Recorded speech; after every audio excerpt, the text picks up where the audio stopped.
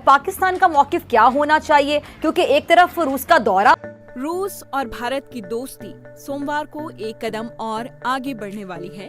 2019 के बाद और रूस यूक्रेन जंग शुरू होने के बाद पहली बार प्रधानमंत्री नरेंद्र मोदी पुतिन के निमंत्रण पर मॉस्को जा रहे हैं। इस दौरे को लेकर विदेशी मीडिया में चर्चा तेज है। चीन परेशान है, पाकिस्तान हैरान है।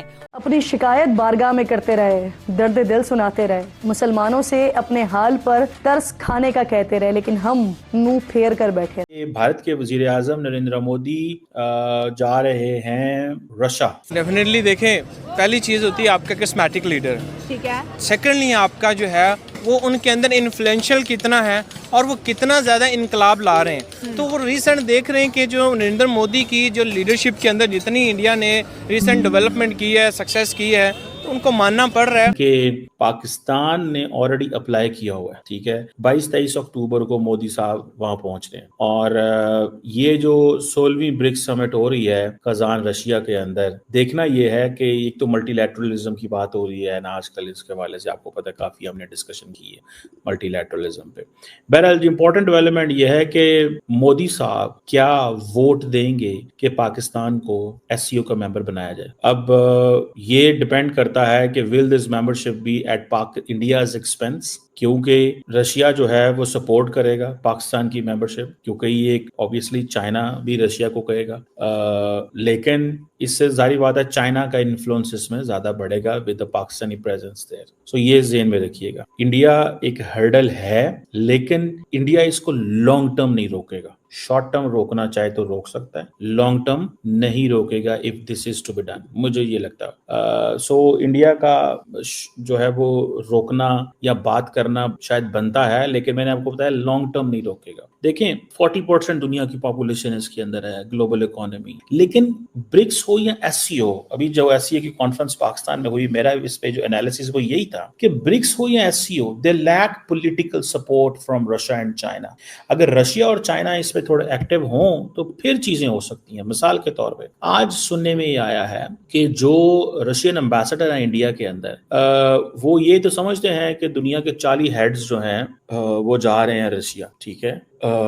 लेकिन सुनने में जो खबर आ रही है कि रशियंस ये कहते हैं कि हम एक नया पेमेंट मेथड लेके आना चाहते हैं, एक नया पेमेंट मेथड लेना चाहते हैं। वो कहते हैं कि हमें स्विफ्ट जो पेमेंट मेथड है उसको चेंज करना है, बिकॉज रशिया को तो ऑलरेडी आई थिंक निकाल दिया गया है स्विफ्ट पेमेंट सिस्टम से। एक पैरेलल पेमेंट मेथड आएगा, क्योंकि इस पेमेंट मेथड के ऊपर वेस्ट का कंट्रोल है, तो उनको मानना पड़ रहा है और मानना भी अच्छा है।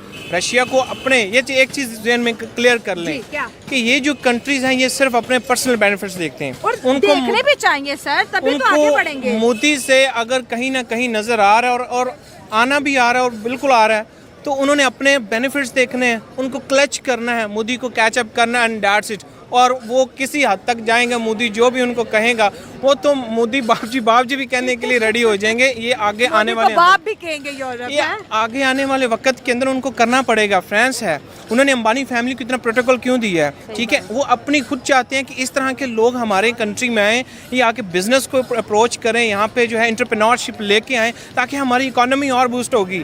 तो रशिया जो है, आप जानते हैं, अभी आपने तेल की बात की, हमारे ताल्लुकात नहीं बेहतर हो सके, हमारे तक ईरान से नहीं तेल खरीद सके, जो जिस बेचारे ने अपनी पाइपलाइन पूरी कर दी है कि भाई मैंने कर दिया। पाकिस्तान अब अगर ईरान के साथ हमारा कॉन्ट्रैक्ट हो जाता है, हमारे मुल्क के अंदर एनर्जी क्राइसिस खत्म, लेकिन अमेरिका की वजह से हम नहीं कर सकते। लेकिन इंडिया पे कोई दबाव नहीं है, इंडिया ईरान से भी तेल खरीद रहा है, रूस से भी खरीद रहा है। हमारा एक प्राइम मिनिस्टर रशिया गया है और वो आज जो है वो जो है ना जी पाबंदे सिलासिल हैं। तो सर फाइन भी तो कितने मिलियन डॉलर भरा था। अब आप ये भी देखें हैं कि ये चीजें हैं कि जो इन फ्यूचर उन्होंने देखना है हमारी सक्सेस क्या है। हाँ। तो ये जो दोनों कंट्रीज की कोलैबोरेशन और स्पेशली जो उन्होंने मोदी की रिस्पेक्ट की है, इससे उनके लिए भी एक क्रेडिट है। और all together once again as a Pakistani without every respective, किसी भी हर तरह से चीज़ को भलाई ताक रखते हुए जो मोदी की लीडरशिप की है वो काबिल तारीफ़ है, उनकी तारीफ़ बनती है। And where he is heading towards, दुनिया को नज़र आ रहा है what actually want to do in future, और ये देख रहे हैं। एंड मैं तो यहाँ पर खड़ा पाकिस्तान में ये कह सकता हूँ, I can predict that no doubt India can be super power after US, अगर क्योंकि बात चाइना की हो रही है, बट मैं इंडिया को क्रेडिट दूंगा, उसके पीछे there are certain points, there are certain कह लें कि फैक्टर्स इन्वॉल्व हैं, और ये उनके चीज़ है। चाइना की बात नहीं मानी गई, ठीक है जी, किसी की नहीं मानी। अगर मोदी की मान रही, दैट समथिंग के पीछे कुछ ना कुछ है, and they are planning something very big, and I think Pakistan should think about this कि कुछ होने जा रहा है। ये तो एक बहुत बड़ी हिपोक्रेसी है पूरी। ये हिपोक्रेसी है कि डिप्लोमेसी है? ये डिप्लोमेसी कहें या हिपोक्रेसी कहें, ये हिपोक्रेसी असल में। अच्छा। क्योंकि आप देखें कि फ़लस्तीन में और कश्मीर में इंडिया ने क्या किया है, वही इंडिया एक दूसरी जगह पर जाकर वो एक मुफाहमती अमल अपना वो सालसी का किरदार पेश कर रहा है। और रूस को भी असल में कश्मीर तो हमारी सोच से भी अब बाहर चला गया है ना। बिल्कुल, कश्मीर तो अब नामुमकिन सी बात है, बल्कि हमें तो डर है अब अपने जो पास छोटा सा कश्मीर रह गया उस पर भी। और दूसरा ये भी एक रूस को भी अपने ना बैकफुट पे आने के लिए कोई एक स्ट्रॉन्ग स्टांस चाहिए था, और उसका इंडिया के साथ बहुत अच्छा एक तजारती वो ताल्लुक है। बिल्कुल, हाँ, तो वो इस चीज़ को कैश करेगा और वो खुद पीछे हटेगा। बाकी आप देखें पूरी दुनिया जो जैसे यूक्रेन वॉर को स्टॉप करने के लिए जोर लगा रही है, इस तरह उन्होंने ना किसी ने फ़लस्तीन में बात की है जहाँ पे बहुत ज़्यादा कत्लेआम हुआ है, बच्चों का, औरतों का, आपका पॉइंट ठीक है कि एक तरफ हम देख रहे हैं कि फ़लस्तीन और इसराइल की जंग है जो कि एक बहुत बड़ी जंग है, दूसरी तरफ रशिया यूक्रेन की जंग है जो भी बहुत बड़ी जंग है।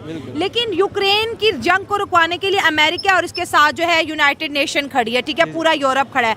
फ़लस्तीन तनहा खड़ा है, जो 57 कंट्रीज है वो नहीं आ रही। हर मुल्क जो है, हर पावर एक ही तरीके से बिहेव करती है, ठीक है जी। प्राइम मिनिस्टर मोदी जा रहे हैं, 40 अदर मुल्कों के भी हेड ऑफ गवर्नमेंट्स जा रहे हैं, स्टेट्स जा रहे हैं, लेकिन जाहिर बात है रशिया के अंदर सड़कें बंद नहीं होंगी, शहर बंद नहीं होंगे, कुछ बंद नहीं होगा, ठीक है, जैसे हमने पाकिस्तान ने किया है। हमने पाकिस्तान में हर चीज़ बंद कर दी, लेकिन वो जाहिर बात है जो लोग सिक्योरिटी देखते हैं उनको पता है कि ये क्यों करना ज़रूरी है और क्या करना ज़रूरी है।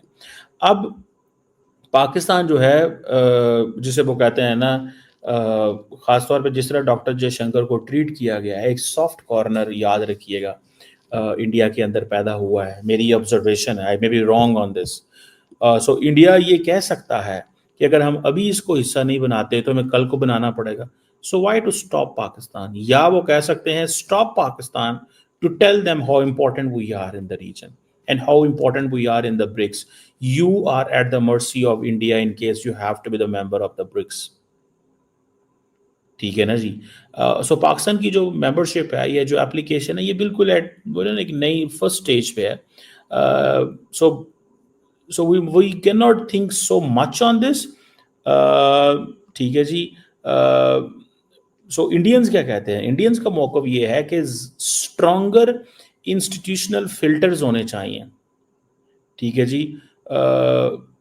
इंस्टीट्यूशनल फिल्टर होने चाहिए, और लोग अगर इसमें मेंबर बनना चाहते हैं तो मिनिमम एंट्री रिक्वायरमेंट होनी चाहिए ताकि इस क्लब को एक्सपैंड किया जा सके। मैंने आपको बताया इंडियंस कॉन्टीन्यूसली ये जो स्विफ्ट पेमेंट मेथड रशियंस लाना चाहते हैं, इंडियन इसका हिस्सा बनेंगे। मैं आपको बात बताऊं, because Indians are already working on de-dollarization, लेकिन अनऑफिशियली। इंडियंस अनऑफिशियली इस पे काम कर रहे हैं, वो सरेआम शोर डाल के नहीं कर रहे कि हाँ जी हमें ये करना है और हमें करना चाहिए ना। मुझे ये लगता है कि ये कोई इतना आसान काम भी नहीं है जो स्विफ्ट पेमेंट मेथड सिस्टम को चेंज